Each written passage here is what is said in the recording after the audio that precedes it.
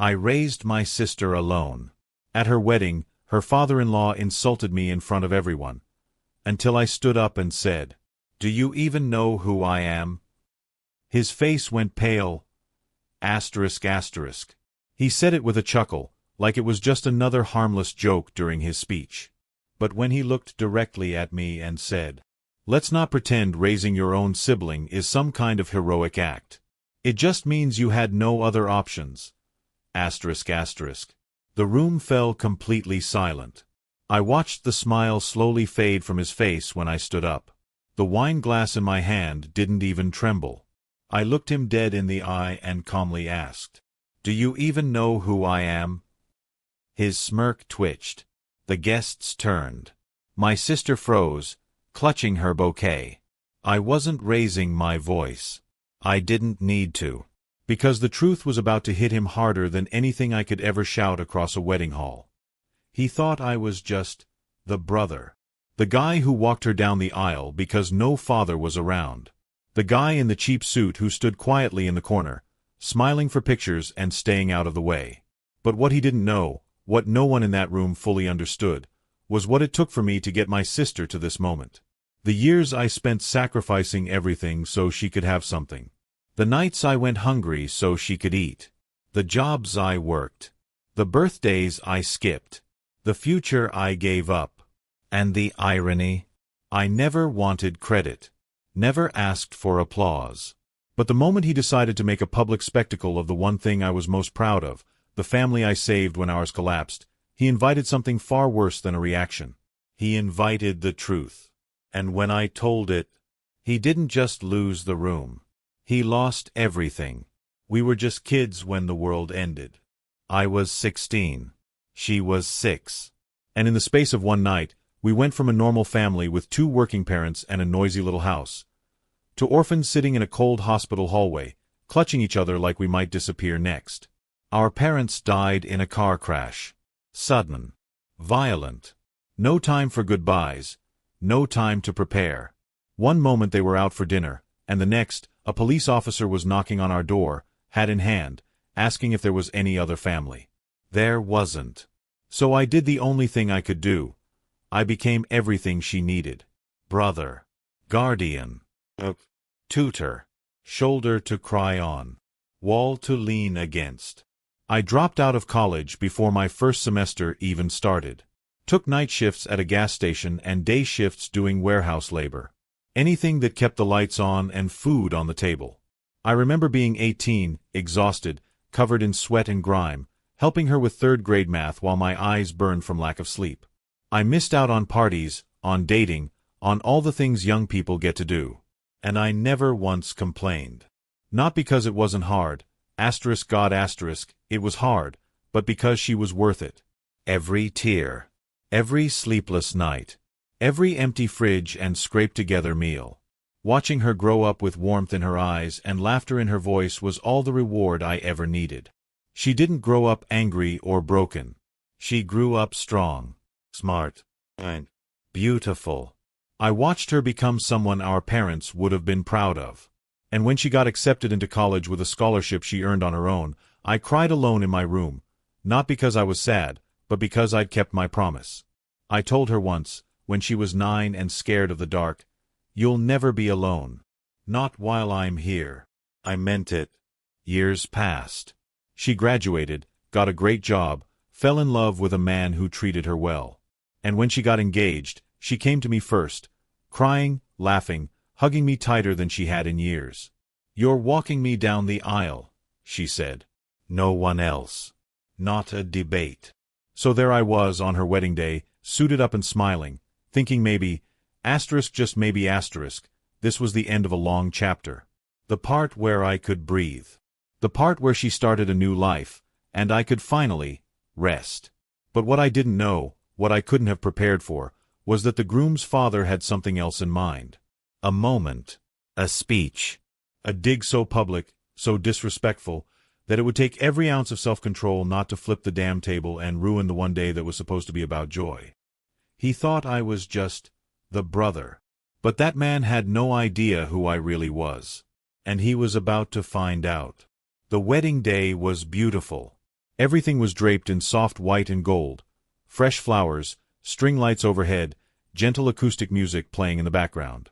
My sister looked radiant, like a movie bride come to life.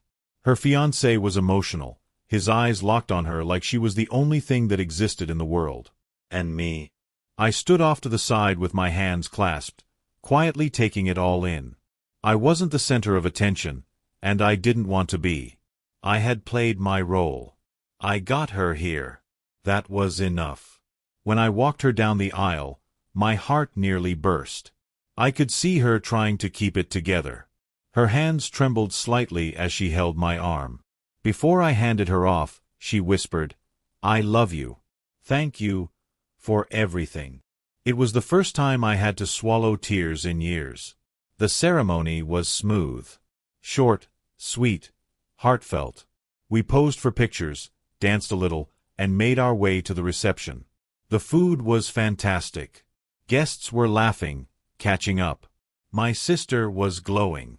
She kept looking over at me and smiling that soft, grateful smile she used to give me as a kid when I brought her ice cream home after a bad day. I thought the worst was behind us. Until he stood up. The groom's father. Let's call him Richard. He was tall, balding, with that loud, booming voice that fills a room even when no one asked for it. Throughout the day, he'd already made a few sideways comments. Little jabs about modern families, and how some kids grow up without structure. I chalked it up to ignorance. Let it roll off. But when he tapped the mic for the father of the groom's speech, I should have known something was coming. He started with the usual, "We're so happy to welcome my sister into the family, blah blah blah." A few inside jokes about the groom. Toasts to love, legacy, tradition. Then his tone shifted. He glanced at me, smirked, and said, "Now, I know not everyone here comes from the kind of upbringing we value. 2 loving parents, structure, stability. But let's not pretend that raising your own sibling is some heroic act. It's just what you do when you don't have better options." The air got sucked out of the room. Laughter stopped. Forks froze halfway to mouths. People looked around, unsure if they'd heard him right. But I had. Every word. He didn't just insult me. He dismissed the very foundation of my life. He turned all those years of sacrifice, pain, and silent strength into a punchline at my sister's wedding. I looked at her. Her eyes were wide, hand covering her mouth. The groom looked like he wanted to disappear. And Richard? He was grinning like he just told a hilarious joke. That's when I stood up. Calmly. Slowly. My napkin fell off my lap as I pushed my chair back. The room turned toward me. I looked directly at him, voice low but steady, and asked, "Do you even know who I am?" His smile faltered. And in that moment I knew. He was about to learn exactly what kind of man he just tried to humiliate in front of 100 people. The silence was heavy, awkward, tense, like the whole room was holding its breath. I could feel everyone's eyes shift between me and Richard, waiting to see if I was about to explode. But I didn't raise my voice. I didn't curse. I didn't call him names. I just looked at him and repeated, slowly, "Do you even know who I am?" He opened his mouth to say something, maybe another smug comment, but I didn't give him the chance. "I was 16 when our parents died," I said, voice calm but sharp enough to slice through the silence.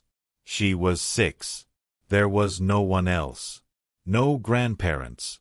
No uncles. No aunts. Just us." A few guests gasped quietly. Richard's expression started to shift, just slightly. His jaw clenched, eyes narrowing like he was finally realizing he'd stepped in something he couldn't walk out of. I dropped out of college before I ever stepped foot in a lecture hall. I worked 2 jobs. Ate once a day so she could eat 3. I packed her lunches. Ironed her school uniforms. Helped her with science projects after 10-hour shifts. People were listening now. No forks moving. No whispering. Just silence and my voice, cutting through the echo of the mic like a blade. I paid for her dance classes when I couldn't even afford a bus pass. I missed weddings, birthdays, relationships, because she needed me. I didn't have time to fall apart. Because if I did, she'd fall with me. I looked at my sister, and her eyes were glassy, lips trembling. She's not just my sister. She's my greatest responsibility. My proudest accomplishment. The best decision I ever made was putting her first. Then I turned back to Richard. And you? You stood up here and tried to belittle that. To reduce all of that to some throwaway joke at a microphone, as if what I did was nothing. As if she was nothing. He shifted in his seat now, visibly uncomfortable. His hands were clasped tighter. His face, once smug, was pale, jaw tight like he was biting the inside of his cheek. And let me guess, you think you're better than me because you raised a son with a partner, with money, with comfort? That's not strength, Richard. That's convenience. Now the room was behind me. I could feel it. People nodding. Some wiping their eyes. Even the DJ stopped what he was doing and leaned in. I never asked for applause. I never expected thanks. But I'll be damned if I let someone try to shame me in front of my sister on the most important day of her life. I took a deep breath. So, to answer your question, yes. Raising your own sibling is heroic when the world tells you you're not enough. And if you don't think so, then you've clearly never had to fight for someone other than yourself. With that, I sat back down. The mic wobbled a little before someone rushed to shut it off. Richard didn't speak again that night. In fact, he barely looked in my direction. And while the rest of the evening went on, dancing, toasts, laughter, the only thing anyone talked about was the moment I reminded a room full of strangers who I really was. The rest of the evening moved on, technically. But the mood had changed, and everyone knew why. Richard stayed quiet after that. Didn't give another toast. Didn't dance. Barely made eye contact with anyone, especially me. I saw him sit stiffly at his table, nursing a drink he barely touched, staring at nothing while the rest of the room came alive again. My sister didn't say anything right away.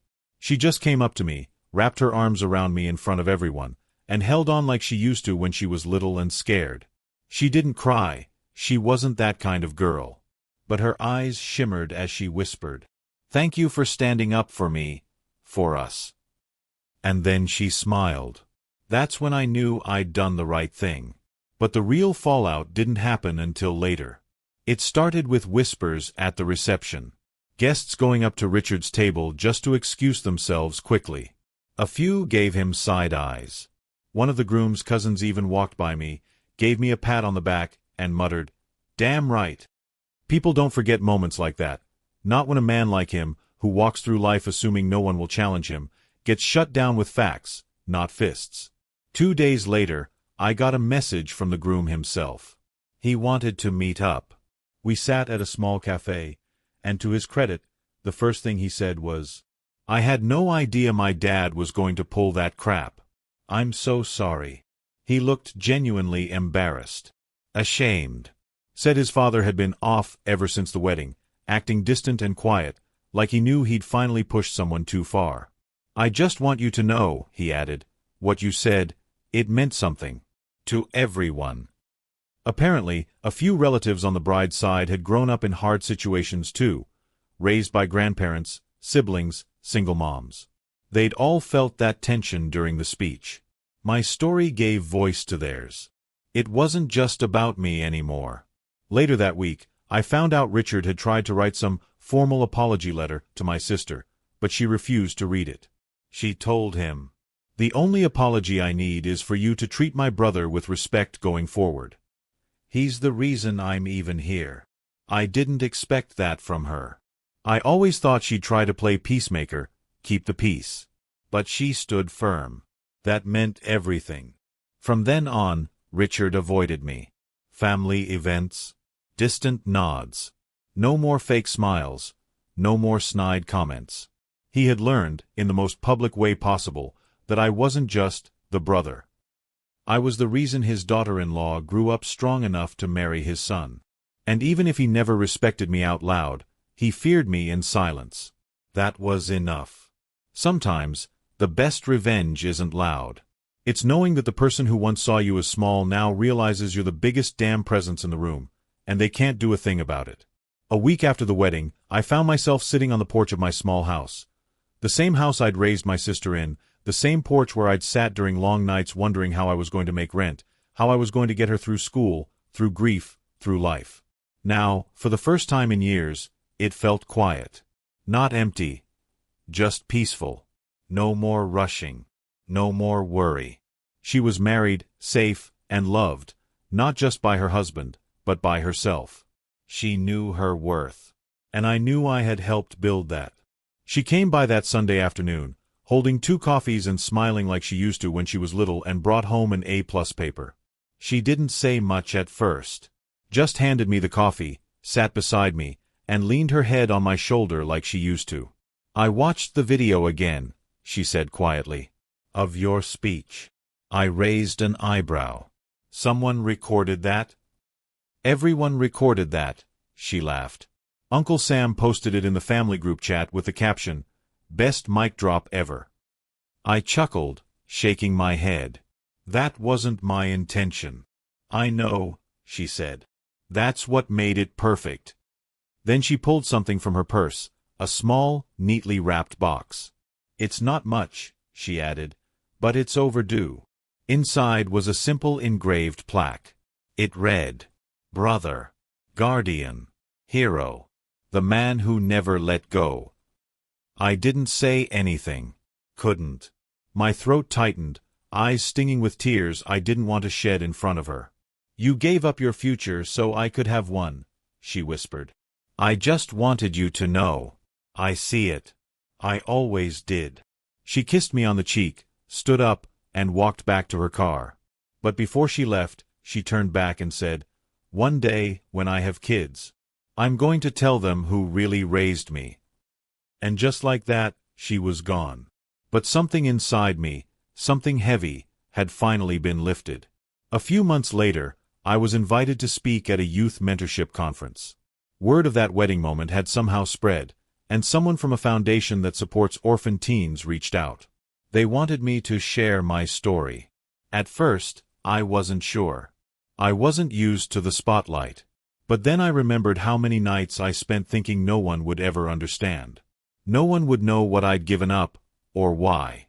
So I stood on a stage in front of 100 teens who'd lost everything, and I told them what I wish someone had told me back then. You don't have to be loud to be strong. You don't need a title to be a hero.